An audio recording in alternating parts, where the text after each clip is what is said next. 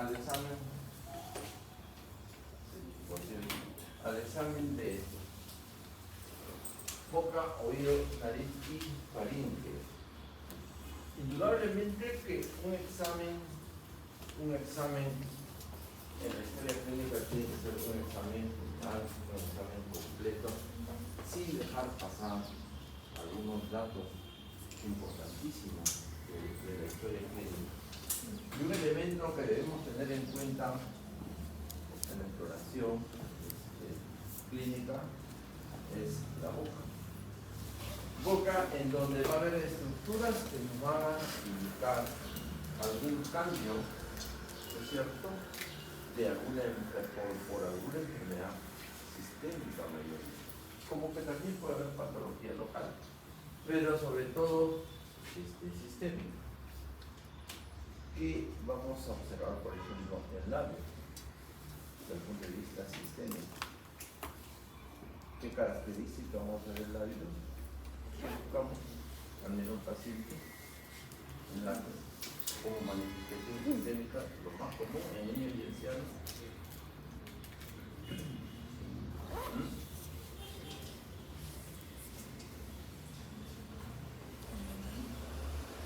¿Cuál es la característica de los labios? Comparen este labio con este. El color, uno, dos colores. Humedad. La humedad, el estado de hidratación. Esas dos. Paciente con resequedad de boca habla de un estado de deshidratación, definitivamente, ¿no? Eso es algo que inmediatamente es lo primero que vemos, junto con la lengua, ¿no? Entonces, cuando vemos un paciente y sospechamos de que está pasando por una condición de vemos los labios y le pedimos inclusive que saque la lengua. Está saburral, ¿no? Saburral es como esa capa blanquecina que tiene adentro de esta tal vez podemos hablar de deshidratación. ¿Qué se da en los extremos de la vida? En niños, ¿cierto?, infantes y en ancianos. En esos dos extremos de la vida es comúnmente ver condiciones de deshidratación. ¿No es cierto? Es decir, el color, la humedad, la presencia de alguna lesión, como vamos a ver más adelante, si hay una infección, si hay una masa, si hay una lesión ulcerada, ¿no es cierto?, etcétera. Y también, si hay, cuando está morado, el labio, ¿sí? Aló, estoy en clase. Sí. No, igualito más. Igualito abajo, ¿ya? Igualito abajo. No, solamente líquido, igual, solamente líquido. Infusiones en cantidad. Infusiones, dame un par de tazas de infusión. ¿Ya? Chao. Justo lo que estamos haciendo. Hay tratamiento para la diarrea. En un paciente, en un niño, tiene 3 deposiciones líquidas. ¿Qué le dije? ¿Qué le hago? Hidratar, nada más. No hay tratamiento. No se da antidiarreicos, ¿no? ¿Por qué no se da antidiarreicos? ¿Por qué no se da antidiarreicos? ¿Cómo? A ver, fuerte, sin miedo. No va a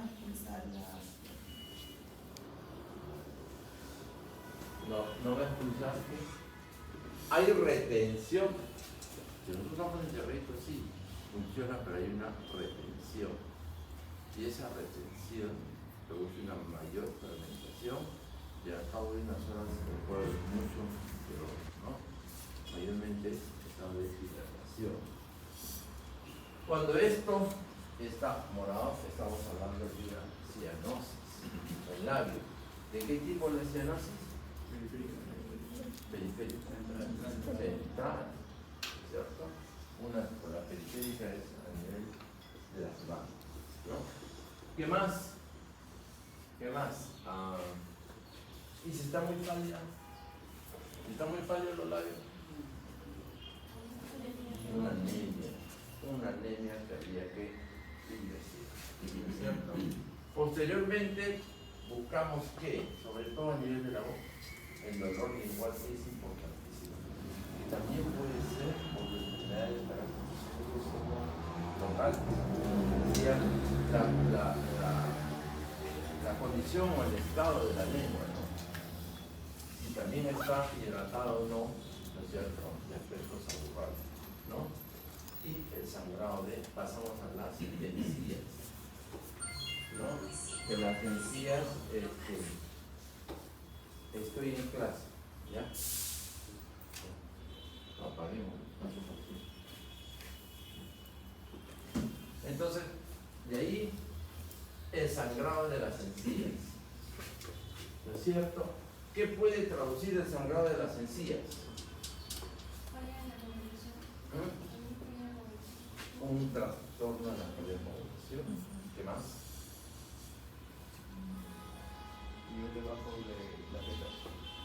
Nivel de bajo de sal. Indudablemente, específicamente, ¿qué condiciones nos pueden, sistémicas nos pueden llevar? O ya como enfermedad nosológica, la presencia de sangrado. Leucemia es uno.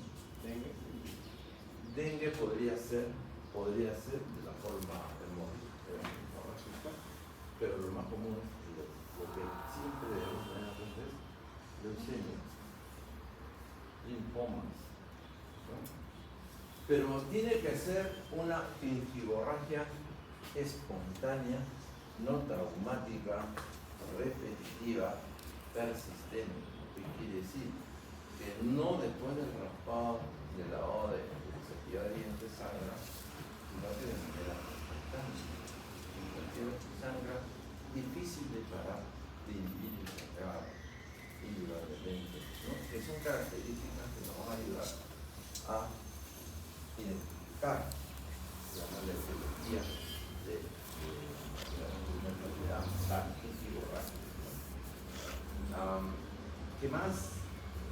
Los cambios de voz, también. La ronquera. ¿Qué significa una ronquera? ¿Dónde está el problema? Cuando hay ronquera, cuerdas vocales. ¿No es cierto? Las ronqueras, cuerdas vocales. Y esta ronquera puede ser directamente a nivel de las cuerdas vocales, ¿no? O también puede ser no de origen inflamatorio. El origen puede ser si no es inflamatorio la presencia de una ronquera.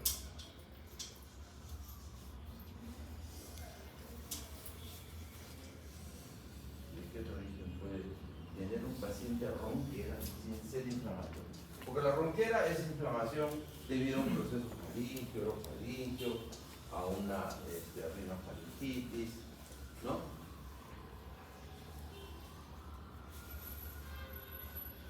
Ronquera de no causa inflamatoria.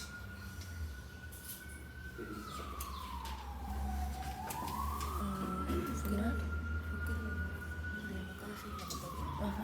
No se de causa inflamatoria. Es epidemiología pura, por eso usted siempre tiene que adelantarse. Si yo les digo que el paciente tiene, aparte de la ronquera, diaporesis, ¿no? Y de causa inaparente, baja de peso, caída del cabello. ¿Qué están pensando? De echar el cabello, se va consumiendo, tiene insomnio, no duerme, sale en apetito. ¿Tiene un cangrejo?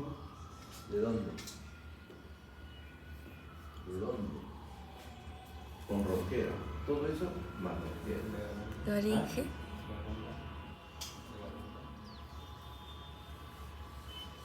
Relativo.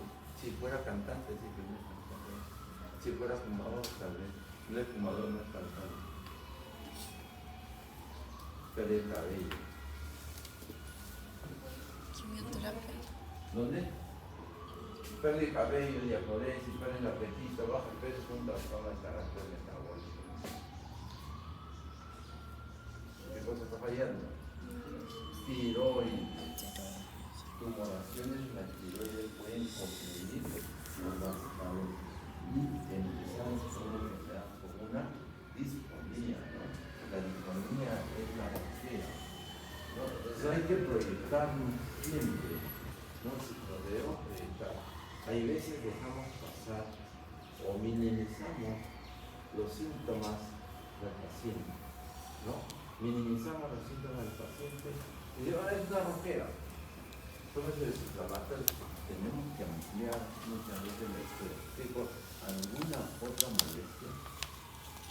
¿Algún malestar? ¿Desde cuándo está enfermo? ¿O usted ha tenido algunos otros síntomas previos a la ronquera?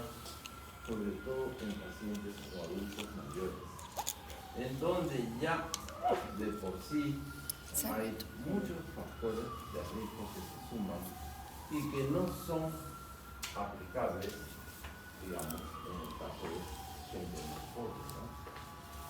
Es importantísima la presencia de ronquera. Acá está, compresión de los nervios laringeos, compresión de las mismas cuerdas vocales. Correcto. Luego también alergias ambientales, reflujo gástrico también nos puede dar. ¿Por qué no da reflujo? Justamente por eso, ¿ok?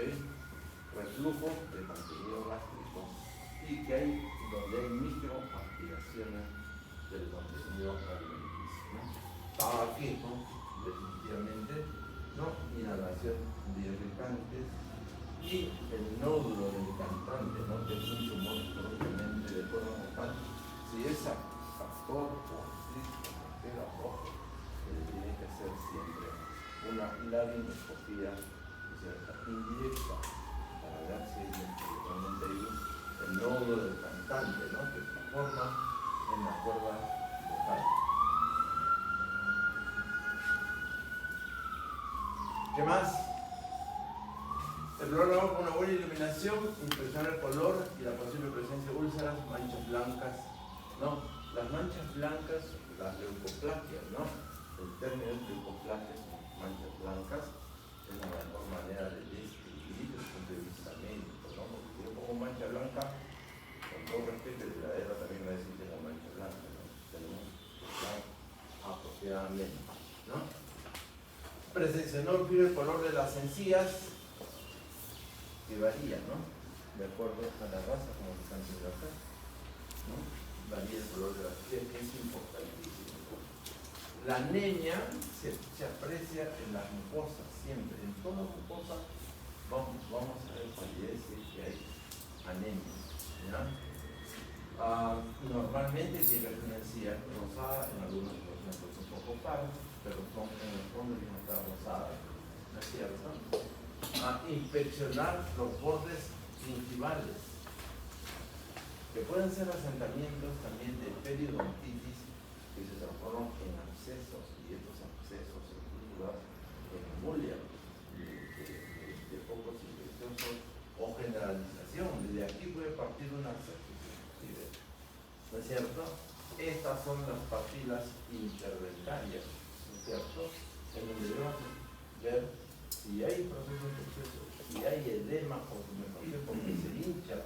Cuando vemos hinchazón de estas papilas es porque puede haber un proceso de carácter infeccioso. Entonces la exploración es completa de la boca, ¿no? Tenemos que explorar siempre.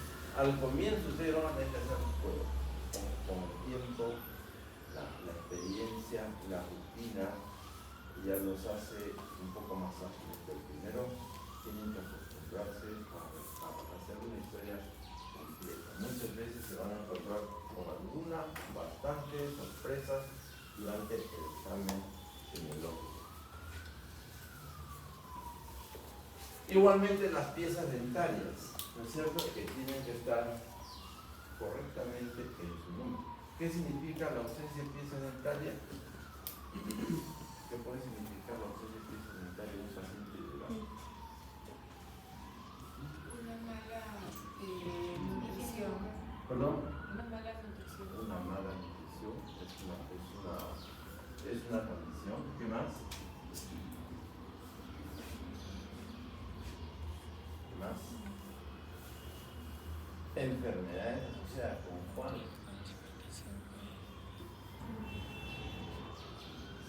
Diabetes. ¿Qué más?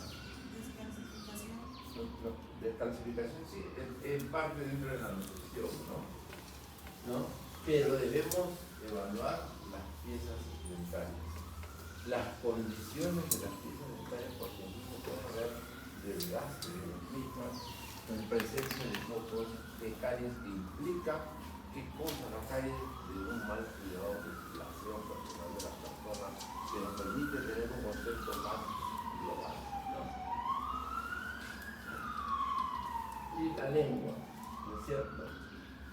La lengua puede ser asentamiento de procesos infecciosos como tumorales.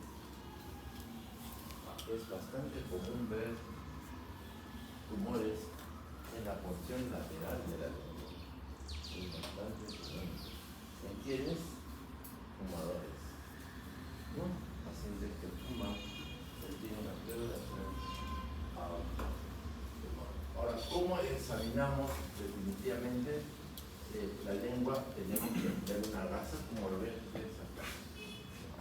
Y lateralizamos la lengua de acuerdo con la posición, ¿no es cierto? Con una mano y una gasa lateralizamos la lengua y vemos ese lado. Y con la otra palpamos. Voy a explorar el lado derecho, el lado derecho. Luego el lado izquierdo del paciente con mi mano derecha, hablo la lengua lateralizo y con la otra trato de palpar, ¿no? E igualmente con la otra mano, que voy a ver el lado derecho de la lengua, palo, exploro y palo. Eso lo hacemos mayormente cuando es una historia más o menos dirigida y sospechamos que hay algo. Usualmente lo hacemos sin tocar la lengua, mirar que él saque la lengua relevante y si vemos algo sospechoso, procedemos a tratar más completo. Debemos palpar definitivamente ante la evidencia de alguna lesión. Así sea de lo más superficial, así sea de virus, no debemos palpar porque puede haber indulaciones por debajo de esa lesión.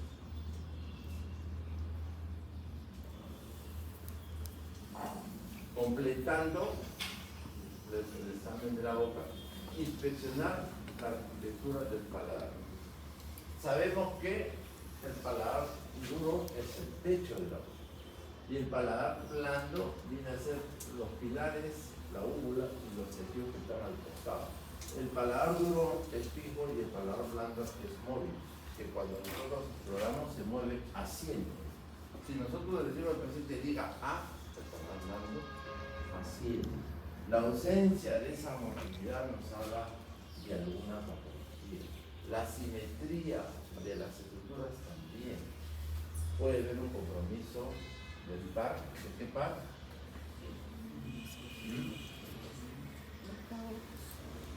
Del doceavo o del décimo par, ¿cierto?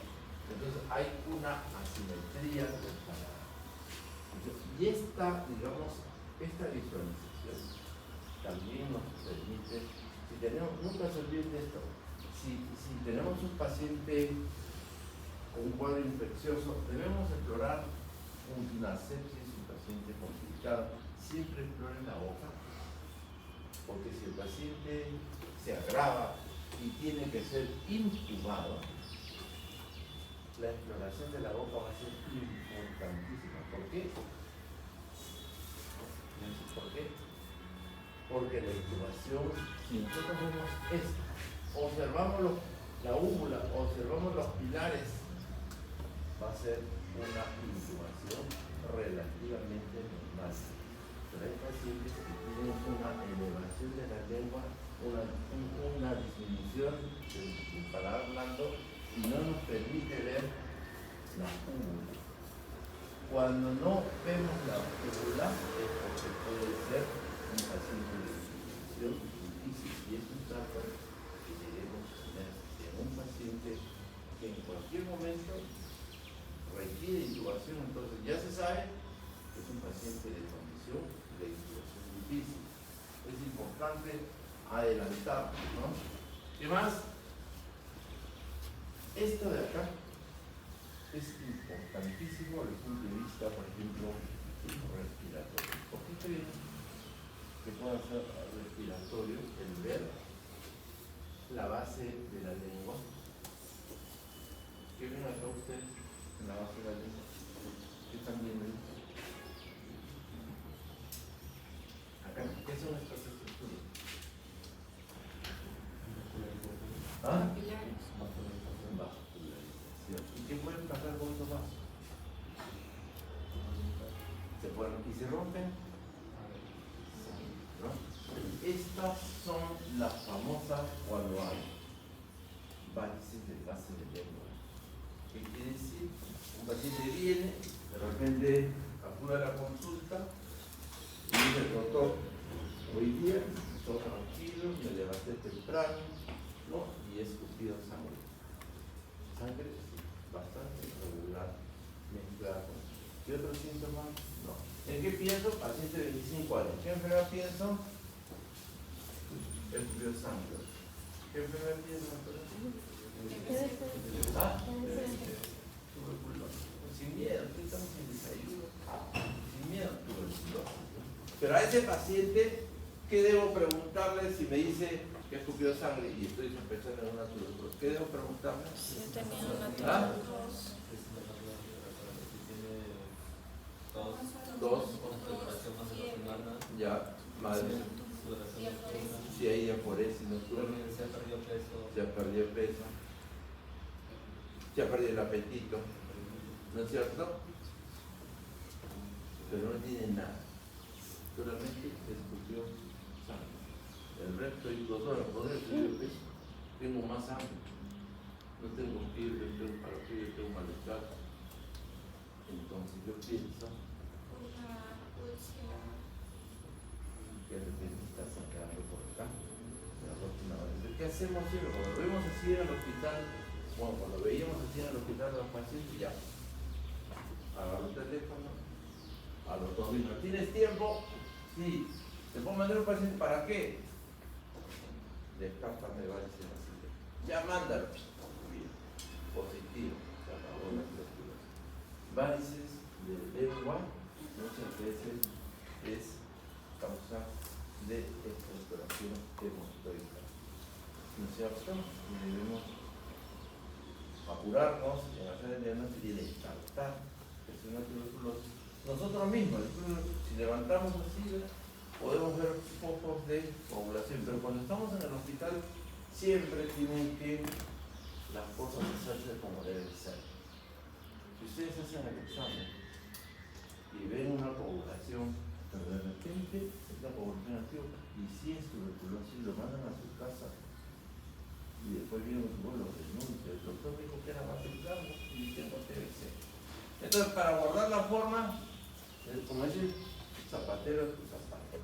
Esto lo ves el otorrino. Cuando estén en el hospital, acostumbren por es algo que estamos viendo en full cost, ¿no?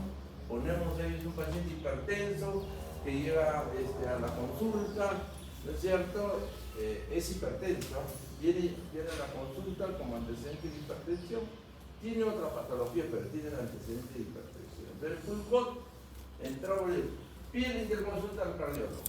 Y el full cost le dice, el cardiólogo dice, no sé para qué le llaman. Entonces, no guarda la realidad, las formas son diferentes. Un paciente que llega al hospital, que llega por una gastritis y es hipertenso, lo tiene que ver el cardiólogo.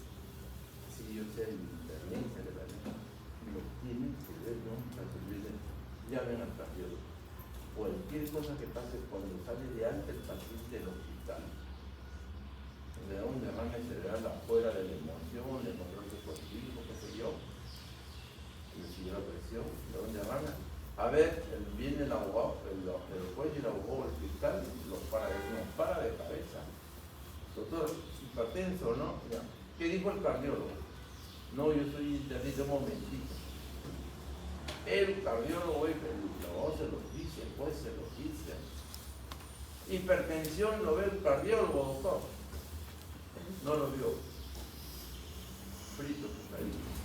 Entonces, paciente que llega al hospital, que llega a un centro, definitivamente tiene que ser visto por el especialista. No, nunca se olvide de eso. Pero esto es importantísimo observar. Es una causa de estructuración hemorroica no quirúrgica, ¿no? Y debemos hacer generalmente la sintomatología para descartar. Igualmente las papilas, ¿no es cierto? Tiene que haber papilas.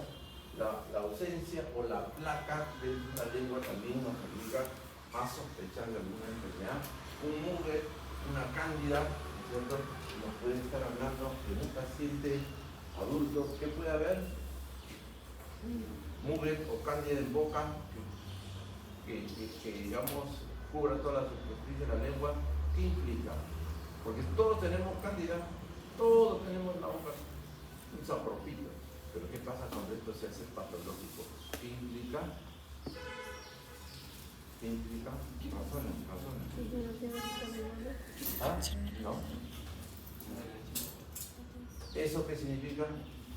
VIH, sistema inmune disminuido, ¿no?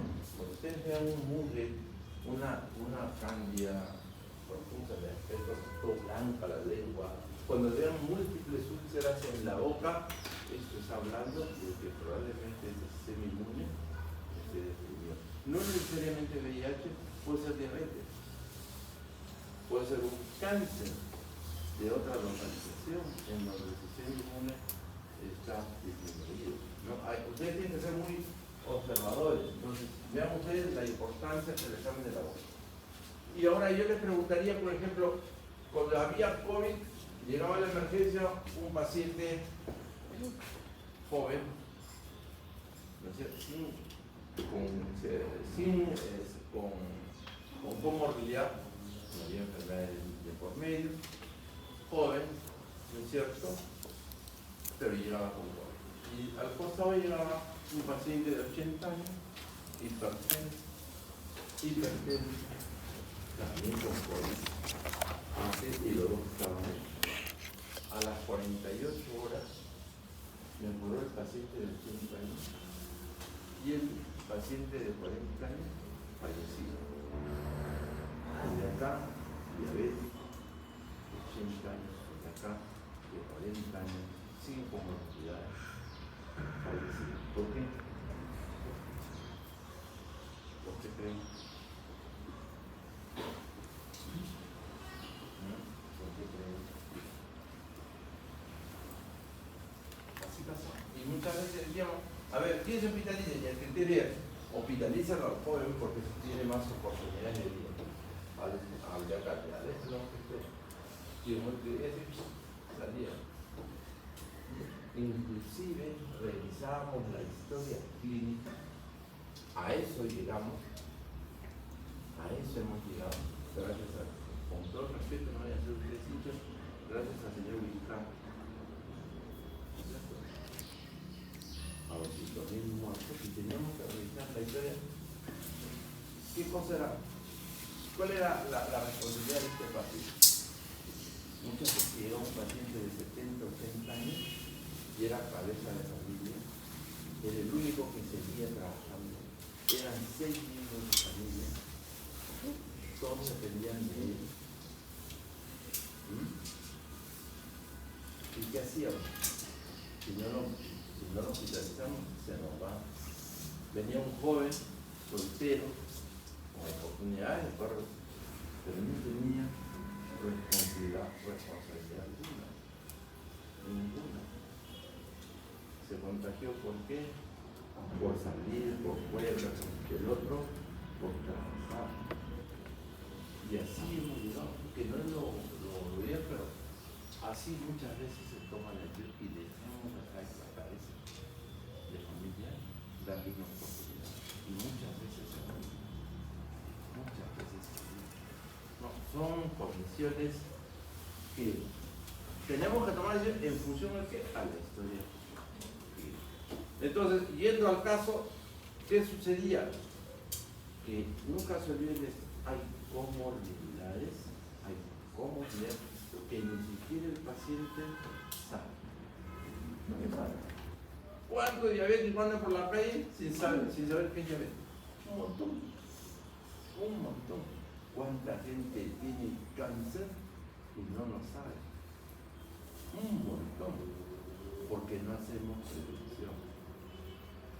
No hacemos descarte, no hacemos chequeo. Después de los 40, como dicen, antes eran 50, ahora los americanos han bajado. Después de los 40 viene el sacrificio. Nos tienen que meter el tubo por todos sitios. Endoscopía gástrica, broncoscopía, el tubo por todo. Anual.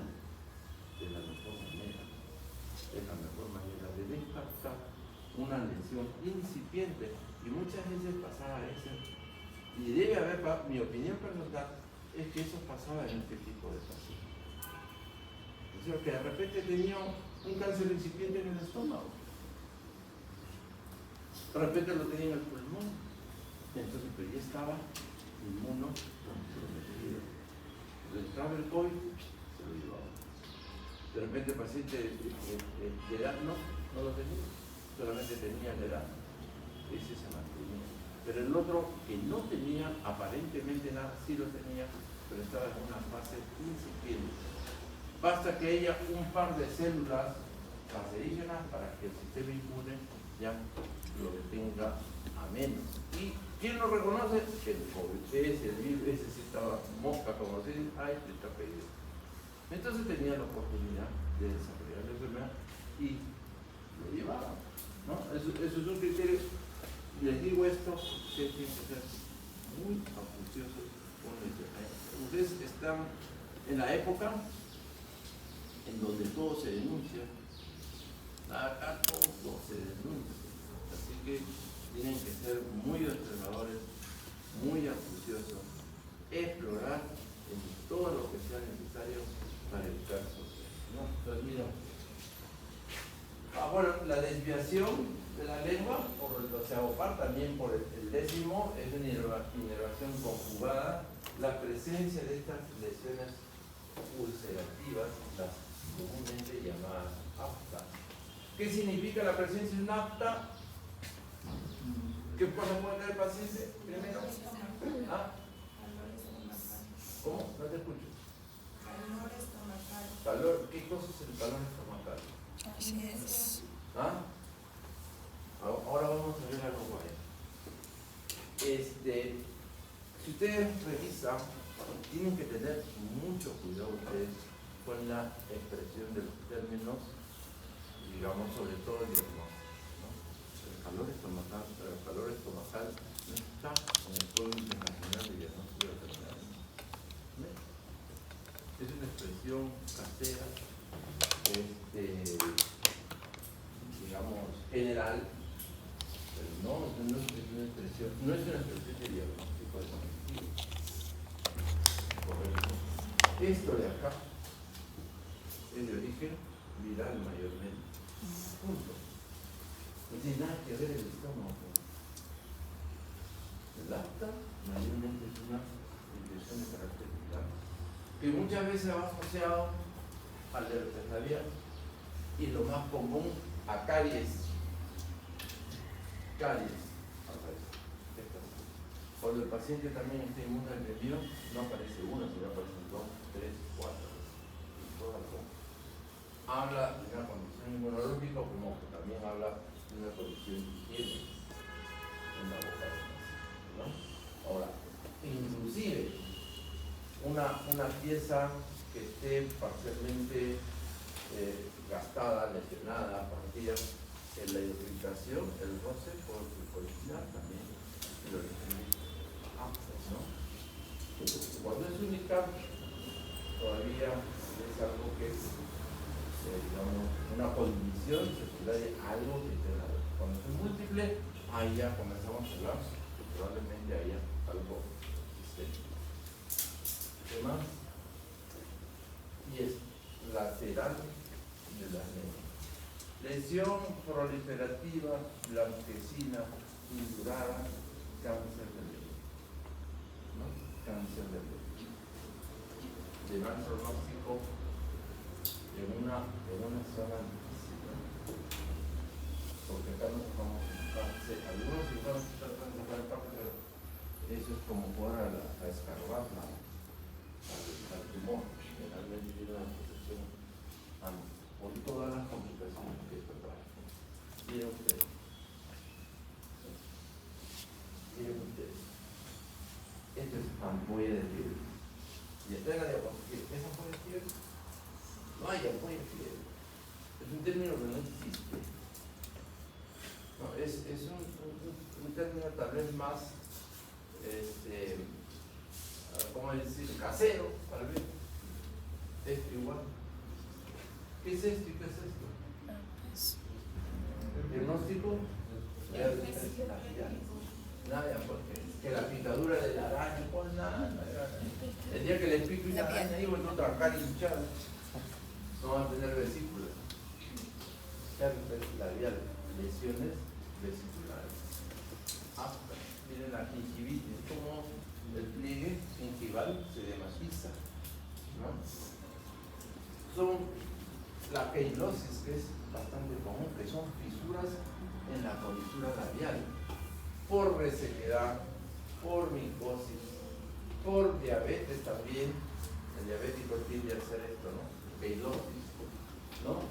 Pero son lesiones que debemos tener en cuenta. Acá, este es muy común, el ribete de Burton, como metales, pero es plomo, por intoxicación de plomo, que se presenta siempre y cuando haya pieza dental, ¿no? Y las periodontillas muy marcadas, definitivamente, que es un ánimo de falta de higiene. Igual, miren, este es Muller, oigo, lengua geográfica también, de origen nicótico, pero habla de una generalización de un agente nicótico que lo tenemos totalmente en la boca. Pero si comienza a generalizarse, y estamos hablando de un compromiso del sistema inmune. Les decía, el desgaste, miren ustedes, el desgaste de las piezas generalmente en pacientes de edad, ¿no? Y la gingivitis, que va asociada, una gingivitis así generalizada, va asociada a enfermedades que disminuyan el sistema inmunológico, ¿no? Trastorno metabólico, cuadros neoplásicos, ¿no? Digamos, estimulan a que esto reaccione de esa manera. La faringe. En la faringe el paciente definitivamente tiene que colaborar. Al nosotros hacerle abrir la boca al paciente con un depresor y se están en charguaguachos, no van a tener baja lengua. ¿Qué usan? En vez de baja lengua, si no hay baja lengua, acá nomás en centro de salud no hay baja lengua. ¿Un dedo con guante? Dedo con guante, por el dedo con guante es nauseoso. La silicona, el fiebre, el guante es nauseoso. ¿Qué son más prácticos? Que el paciente vea, el reflejo nauseoso no solamente es por el estímulo, cuanto más profundo se estimule, sino que el paciente lo ve como rechazo, ¿no? Entonces el dedo del doctor con el guante ahí, a ver que el guante lo saca de una caja, le lo sopla, ¿es así o no es así? ¿Es así o no es así? No es un guante, no es un guante, ¿no? ¿Qué plan? Una cucharita invertida tiene la curvatura como para la lengua. Y eso el paciente, es una cucharita, no estimula ese reflejo de rechazo. Ahora una cucharita volteada, se la colocan en el tercio medio de la lengua, porque pasan del tercio medio también va a producir el reflejo nauseoso, ¿no? Con eso deprime, no muy fuerte, y les permite ver la faringe. Al decir se eleva el paladar blando, los pilares, ¿no es cierto? La úvula se permite ver para poder explorar, ¿no es cierto? El ascenso está inervado por el 10º par, como ya les decía, 12º, 10º par. Si no hay ascenso de los pilares, que son las que están al lado de las mídulas, y eso no sube, hay un compromiso de inversión entre el 10º y el 12º par. Observar el paladar blando, los pilares anteriores, posteriores, la úvula, la vida, la desviación de la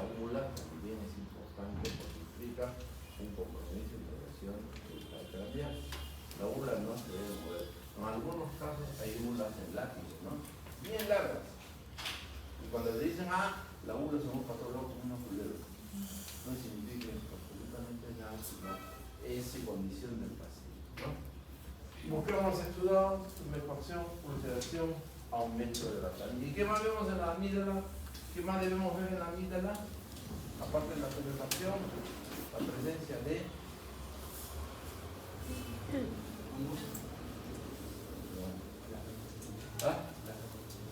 placa. ¿Cómo se ve la placa bacteriana en la amígdala?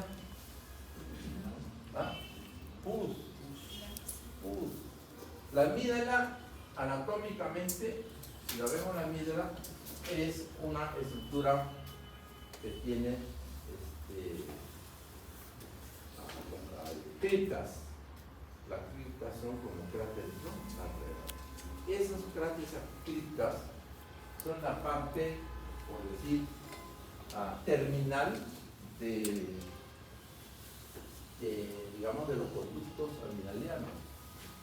Es decir, la amígdala está acá y los canales de la amígdala siguen y llegan al extremo y ahí está, digamos, la salida, que es como un cráter. Entonces la pus que crece adentro va llenando el canal amigdaliano, va llenando hasta que llega al cráter y ahí lo rellena. Entonces cuando nosotros exploramos la mía vemos varios puntos blanquecinos, ¿no? Entre verde o mayormente blanquecino. Eso habla de un componente infeccioso. Lo que hace el paciente, agarra un hisopo y cree que como ve el punto, lo saque, que no, lo puede sacar, pero al sacar se va a volver a llenar porque de abajo viene llenando realmente, ¿no? La cabecilla, las 2 horas, otra va a estar el punto blanco. Entonces, definitivamente no es una lesión focal, sino constituye una infección general de todas las amígdalas, ¿no? La amígdala sulfura, a veces se llama la sulfuración amigdaliana, que significa un proceso. Y es una respuesta de filtro de que tiene la amígdala como una canastilla en la garganta cuando ingresa cualquier germen, ¿no es cierto? Porque tiene monopolio. Por eso la amígdala no se debe operar, porque son 2 mallas de filtro que tenemos en la boca para cualquier germen que pudiera entrar, ¿no? Entonces ahí es importante ver el tamaño de la amígdala. Hay amígdalas que impiden incluso deglutir la comida, luego se dispara, ¿no es cierto? Entonces, esas características son importantes en la exploración de la red. La motilidad del paladar blando, correcto, y la presencia de edema, congestión, hipertrofia amigdaliana, supuración de una amígdala, ¿no? Vean ustedes, ¿no? La FAR, esta vienen a ser los pilares de la boca. Acá se moviliza bien, acá no, la ula se desvía, ¿cierto? Porque hay un compromiso del 10º y 12º par craneal. Cuando la úvula está, ya ustedes dicen que hay un compromiso de inervación. Y con respecto al oído, algo más en boca, creo que oídos, ¿no es cierto? ¿Qué vamos a explorar en oídos? Primero, se dice presiones. Segundo, si hay dolor, ¿correcto? Y tercero, la audición, ¿no? El oído, como su nombre lo dice de la especialidad, ¿no? El otorrinolaringólogo tiene una comunicación tanto con la faringe, ¿no es cierto? Y todo proceso que se dé en la amígdala va a comprometer a nivel de oído, ¿no? Una rinofaringitis, una faringitis, ¿no? Una rinitis solo, inclusive puede comprometer el oído con manifestaciones de un cuadro viral o bacteriano. Los trastornos de audición pueden ser de 2 tipos. Una sordera neurosensorial, ¿no es cierto? Y una sordera de conducción, ¿no es cierto? La neurosensorial, su nombre lo dice, es un compromiso a nivel del sistema nervioso central, en donde no solamente es auditivo, sino hay un trastorno para entender el habla, ¿no es cierto? Y no lo entiende el paciente. Digamos, la sordera de conducción, entonces ya es una cosa diferente que, como su nombre también lo dice, es por algo que obstruye el conducto auditivo y no permite que llegue el sonido. Son dos formas de hipoacusia. Hipoacusia, que significa una disminución de la audición. Y hay es importante en nuestro medio, sobre todo, también hay una hipoacusia medicamentosa bastante común en nuestro medio. ¿Qué medicamento produce una disminución de la audición? Reversible, se suspende el medicamento, en el Perú al menos. En Estados Unidos no hay, pero acá sí hay. ¿Qué medicamento nos produce una hipoacusia?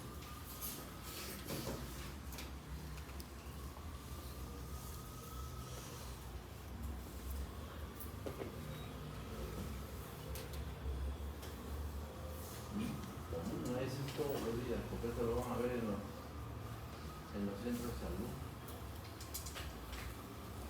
Ya. ¿Qué medicamento antituberculoso produce este tipo de cosas? No. No.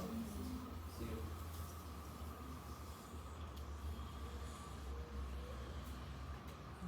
Streptomicina. Antes del inicio del establecimiento del tratamiento del programa contra la tuberculosis, que es rifamicina, tiranía y el tambutol, son las cuatro, ¿no? Antes de eso se usaba la streptomicina. La streptomicina, 1 gramo intramuscular. Por 2 meses, imagínense cómo terminaba de semana. Y el día que vean la estrepto en la jeringa es aceite. Es aceite. Típico como si estuvieran usando aceite de cocina igual. Así es el estrepto. 1 ampolla intramuscular, 1 gramo. ¿No? Entonces, pero tenía un problema de que producía una neuritis a nivel coclear. Y eso producía la disminución de la audición. La hipoacusia, la hipertensión con streptomicina. Pero reversible, se suspendía el estrepto y recuperaba la audición, ¿no es cierto? Entonces, es neurosensorial, conducción o, digamos, de carácter medicamento. El dolor del oído hay que consultar si hay fiebre, el dolor de garganta, porque puede ser un dolor referido a un proceso faríngeo, como les decía, otorrinolaringológicamente tiene una comunicación con el oído, ¿cierto? Si hay secreción y si hay sangre por el oído, ¿qué pienso? Ruptura de la base del cráneo. Ruptura de la base del cráneo con traumatismo encefalocraniano de riesgo. ¿No es cierto? Cuando vean sangrado por el oído, como un colectivo sería traumatismo, el paciente no se moviliza bien echado hasta que sea trasladado a hospital. Una ruptura de la base del cráneo que puede, en un movimiento brusco puede producir la muerte. ¿Correcto? A ver. ¿Qué son los acúfenos? Son los ruidos que escuchamos sin haber nada afuera. ¿Qué enfermedad es la que mayormente nos produce acúfenos?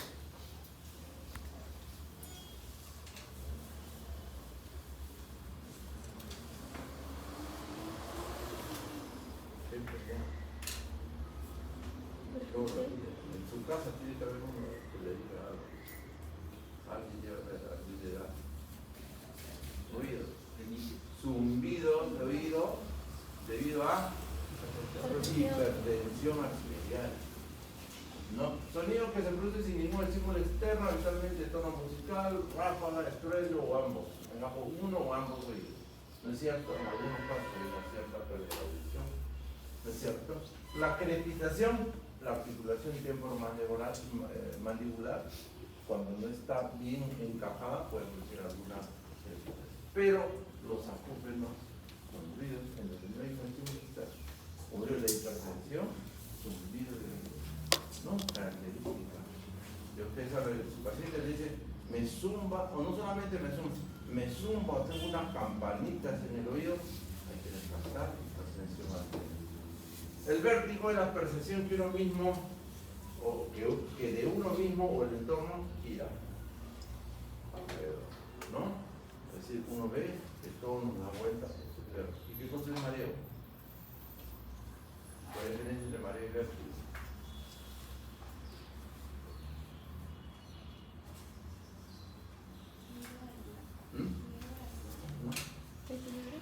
Equilibrio. El mareo es la pérdida del equilibrio y el vértigo es todo de la vuelta. ¿No? Es una sensación muy desagradable el vértigo, porque cuando el paciente cree que cierra el ojo me va a pasar, es peor. Cuando el paciente cierra peor, siente la sensación y que el mundo se le acaba. ¿No? Y muchas veces hay que cerrar al paciente. ¿No? ¿Qué medicamento se usa comúnmente? Esto también lo deben saber. ¿Qué medicamento se usa para los vértigos y el mareo?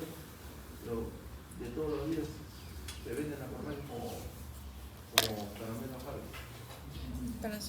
¿Ah? Tienen que saber que ustedes están grabó el dimenidinato para náuseas. Calma el mareo, calma. ¿Y por qué calma? Porque aunque parezca mentira, hay gente que también, criolamente, se pepea con la bolsa. ¿Sabían eso? Se pepea, se droga, se pepea con la bolsa. Van a la emergencia, doctor, estoy con náuseas, que estoy con mareos, y se le indica, y ojo, a mí me ha pasado con una enfermera, oye, amiguito, estoy con mareos. Ya, saca tu grabol y que te ponga. Y me dice, pero póngase alguna ampolla. Pues si tiene manera, pero te voy a poner una ampolla, pero una ampolla. No, dame 5, 4. Te vas a poner 5 ampollas. Sí, no pasa nada. No te la voy a dar. No te la voy a dar. Agarra la mano y me la rompe, no sirve para nada. ¿Qué es eso? ¿Qué es eso? Ya hay dependencia. 4 ampollas. Con 4 ampollas tiene que darme un año. ¿No? Pero ella lo toleraba, dicen, que después me dice que lo toleraba y estaba acostumbrada, porque también se están robando con gramos. La manera más económica de pepearse. Porque la ampolla de grabol le sale 3, 4 pesos. ¿No es cierto? Entonces el grabol tiene ese efecto, utilizamos el grabol porque sea, al paciente lo duerme. E inhibe el proceso para que no sienta la sensación de vértigo, ¿no? Bien, acá hay una lesión, en el caso del vértigo del octavo par craneal o lesión en la vía de los núcleos centrales del cerebro.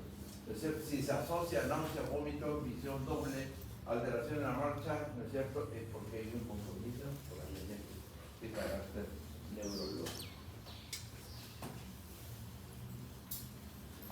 La exploración del pabellón auricular también tiene que ser completa, ¿no es cierto?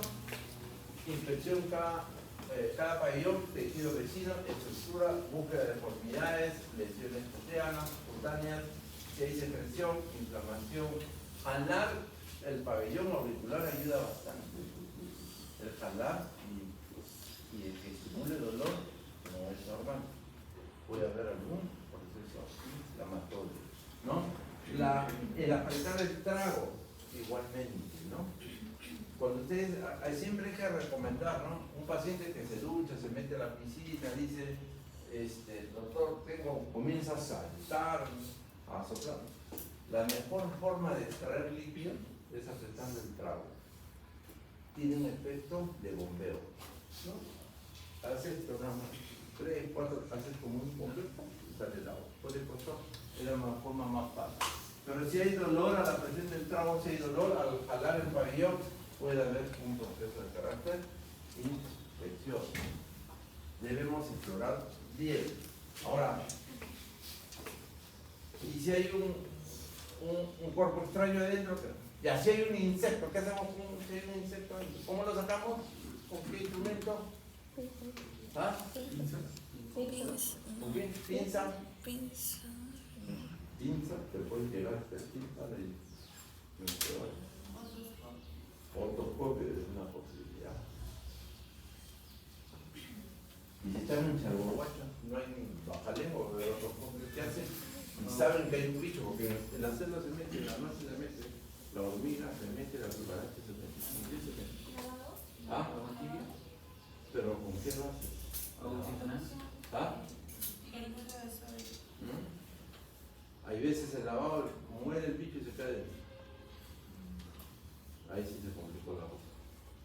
Porque para lavar tiene que ser a presión, con un volumen adecuado, en una jeringa grande, no una jeringa de 20 y 20 cosquillas, más lo que hacen es dejar el agua dentro. Es una jeringa grande a presión, agua estéril, el día fría o tibia, no fría. Todo eso es un proceso. Lo más común, llaman al alcalde del pueblo, alcalde del pueblo Puma, dicen que le inviten cigarros, y es insecto, ¿no? Prenden el cigarro y le meten el humo.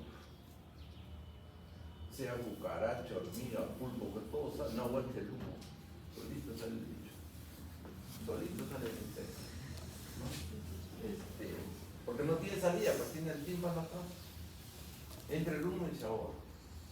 Ese bicho tiene que salir. Hay que tener bastante en cuenta. Pero lo normalmente es el otoscopio que nos permite explorar si es que hay una lesión, si es que hay algo como que en niños, sobre todo, objetos extraños, ¿no?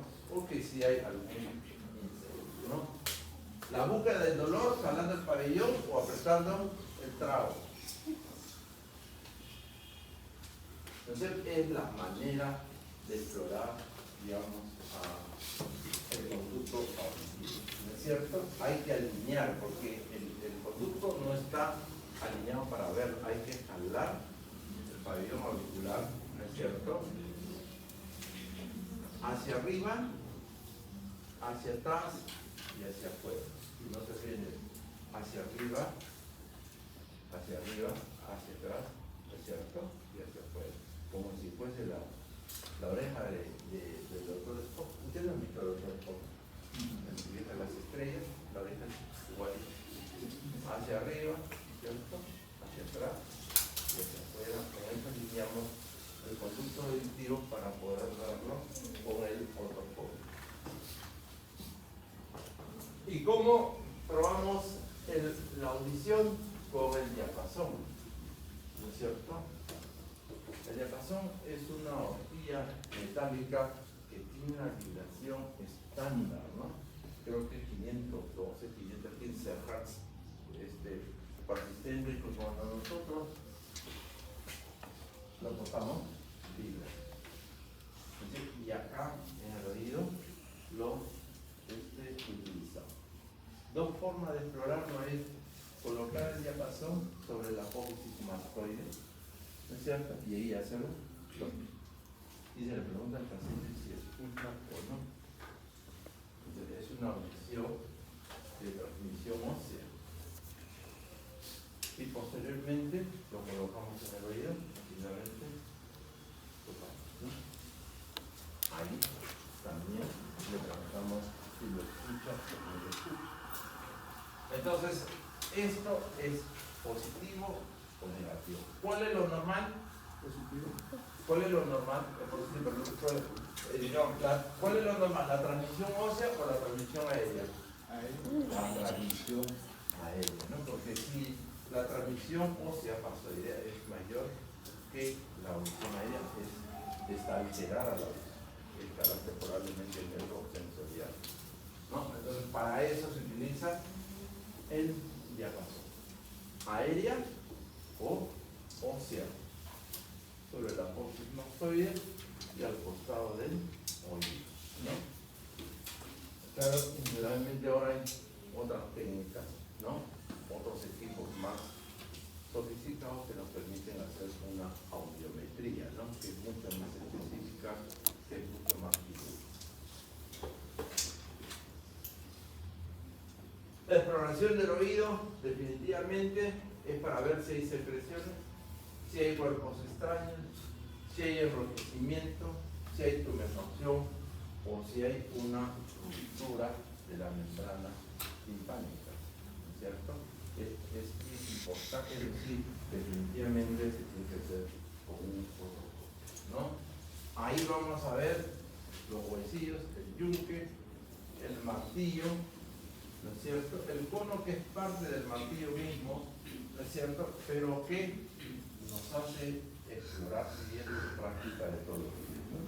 Si ustedes tienen un otoscopio, practiquen en su casa todos los días.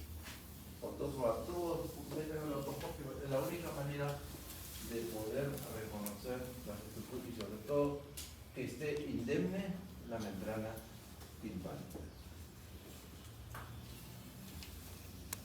En nariz, primero exploramos la mucosa nasal, el tabique, los cornetes, observar su color, el edema, la tumefacción, sangrado, sudor y demás características. Entonces, el tabique lo podemos ver perfectamente en la porción externa, si hay una desviación de esta por fractura de los huesos propios. Y a nivel de la fosa nasal, si nosotros encontramos una perforación del tabique, ¿en qué pensamos? Perforación del tabique.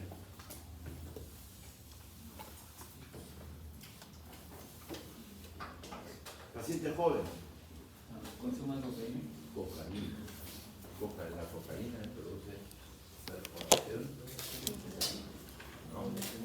Entonces tenemos que explorar. La mucosa definitivamente es un poco más roja, ¿no es cierto? No es pálida, es mucho más roja. Y es asentamiento también de procesos inflamatorios, infecciosos, tumorales, ¿no? Y de sangrado, también de sangrado, ¿no? Signos, síntomas a nivel de la secreciones, dolor, sangrado, que es la epístasis, estornudos, aleteo nasal. ¿Dónde se ve el aleteo nasal? ¿En qué enfermedad? ¿Ah? ¿Síntoma de qué es el aleteo nasal de todos los niños? Asma. No. Puede ser en algunos casos, pero algo más grave, Neumonía. neumonía. El aleteo nasal en niños es evidencia de neumonía. Rinorrea, ¿no es cierto? La rinorrea, ¿qué cosa es? Secreción. ¿Ah? Secreción que se acompaña de ¿ah? De inflamación, estornudo, dolor. Pero ¿qué pasa si de manera espontánea hay una rinorrea sin estímulo previo, sin estornudo, sin irritación? De repente el paciente dice, doctor, me está saliendo agua por el oído. ¿Qué es? ¿Ah? ¿Qué? Líquido cefalorraquídeo importantísimo, ¿no? La presencia de líquido cefalorraquídeo que puede ser confundida con una rinorrea. Entonces, muy importante la presencia también es una condición de gravedad de un paciente que tiene líquido cefalorraquídeo. Cambio de coloración, obstrucción nasal y trastorno de la respiración. Doctor, disculpe, ¿habría una apreciación o dentro de lo que es la observación para poder saber diferenciar?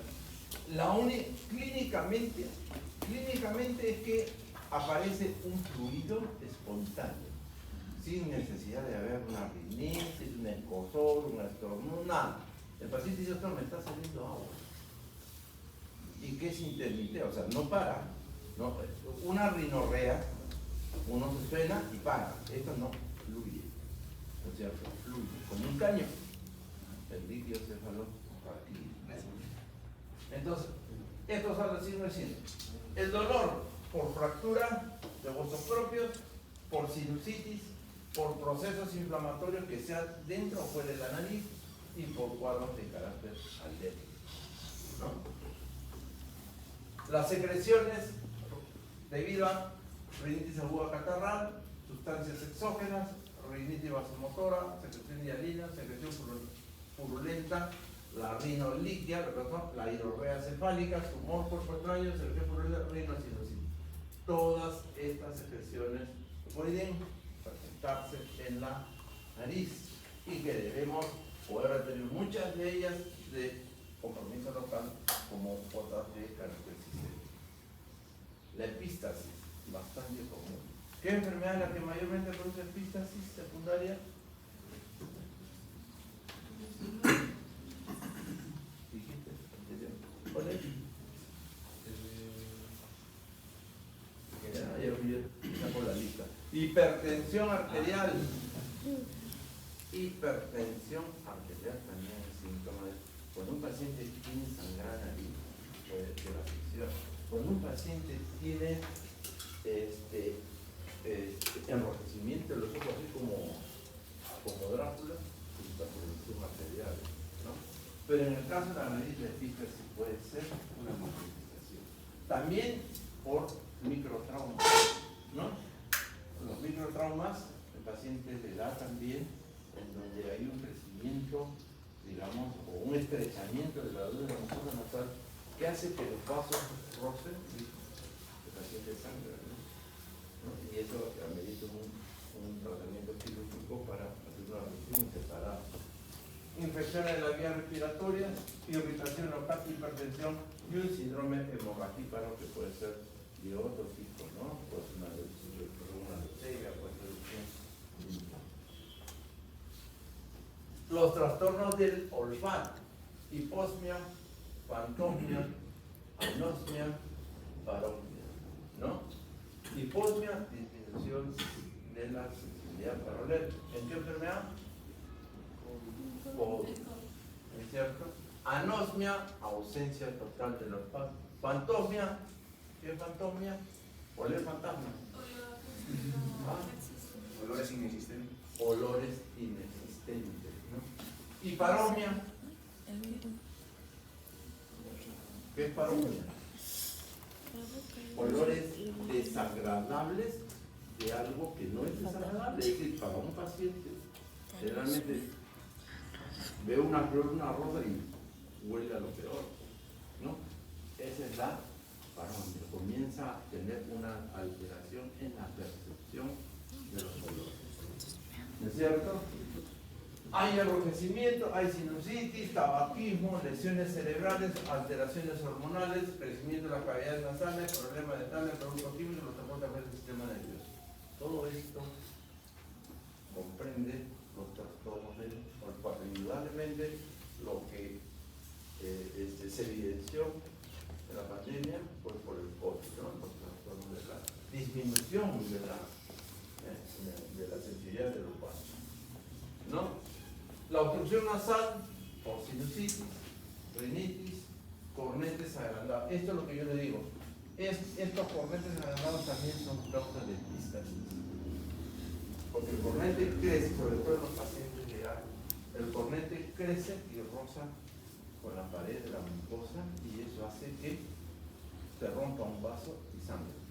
Ni siquiera la causa de infección inhibe ese sangrado. El tabique desviado, la atresia coanal, no sé, disminución del espacio que se asocia al cornete agrandado, quistes, tumores, cuerpo extraño, pólipos, adenoides, agranadas, gripes o resfriados son causa de obstrucción nasal. Y esto de acá es común. Los senos paranasales, ¿cierto?